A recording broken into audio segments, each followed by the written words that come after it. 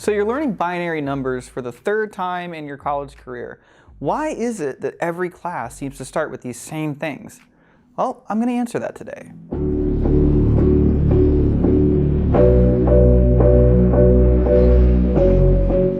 Hi, I'm Mark Ensley. I have a bachelor's degree in information technology, and I'm working on a master's in information systems engineering. Now, I've been doing college for a little while now, and there are certain things that perplexed me when I was first starting that now make a lot of sense. And anytime I run across those things, I like to spread that knowledge to other people.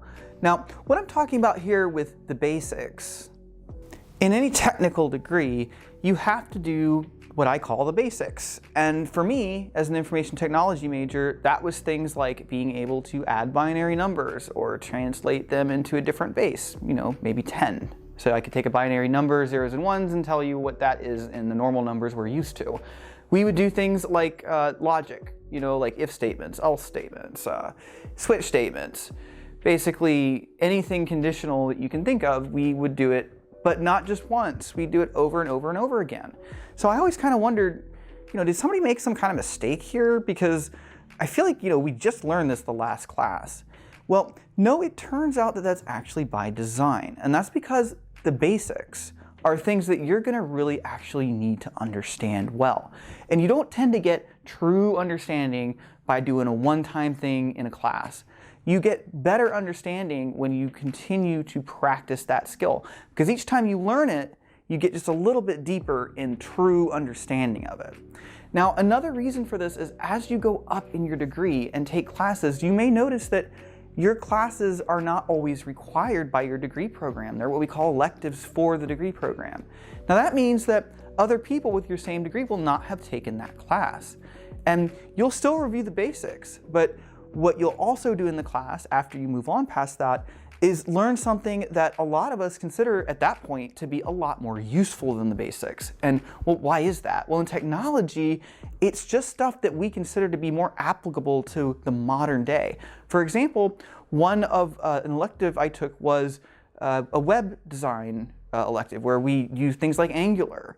Now, that is a really useful skill today, where being able to add binary numbers might not seem like one.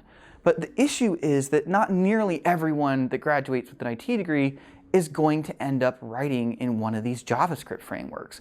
Many of them may not even program at all. So that's why things like that are saved for the degree-specific elective courses. What you're doing in the more purpose-built classes, the ones that you are required to take for your degree, is you're learning more of the basics. One of the big complaints that I remember hearing from other students when I was doing my information technology degree was that they did not like how we did a lot of the early classes in the C programming language. Now, the reason that we did that is not because C is the most widely used language or the most modern language, but it was done because C does a great job of teaching you the basics. And the basics that you learn in C tend to apply to every other programming language, even if it's not as important in those languages, like things like memory management. You don't really need to do that in upper level languages, but you do really need to understand how memory works, because even if something else is doing it for you, it's important to understand that when you allocate memory, you're consuming resources, and then the importance to being able to manage said resources. Now, C is not what I ended up doing for a living, but I use the basics I learned in C every day at my job. Every day at my job, there is something that comes up where I go right back to the basics. And I look at the issue and I think back literally today to what I learned in computer science courses. Computer science courses that were taught in C, which is a language I don't work with. I do it as a hobby, I teach it, but the truth is I don't write any programs in C for work. So the basics tend to be things that translate well, and they tend to be things that are fundamental to what you're doing. And when you have something that's that core of a principle, you really have to have repetition. Now, repetition simply means that you're doing something over and over again. And maybe you see the value in that for certain things. Like if you're going to learn to dance or learn a martial art, you're already seeing the repetition. But you might be kind of surprised to know that it also applies to more complex topics, because each time you learn it and then, okay, I learned it, you walk away, and then you come back and you relearn it, you actually get more and more each time.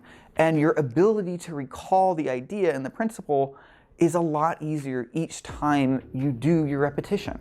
So that really is what the colleges are trying to do. They're not trying to gyp you out of your money by just teaching you the same thing over and over again. They aren't simply trying to just push archaic things on you because they're college and why do they care anyway. It's really that these things hold the basics. These things hold the really core principles that you can use to then solve any problem that you're going to run into. Now, that might be a bit of an exaggeration, but you'd be surprised just how many situations that I've run into that I was able to solve, not because I had some crazy understanding of a JavaScript framework that is, released 2 weeks ago, but because I remembered the basics. Have a good night.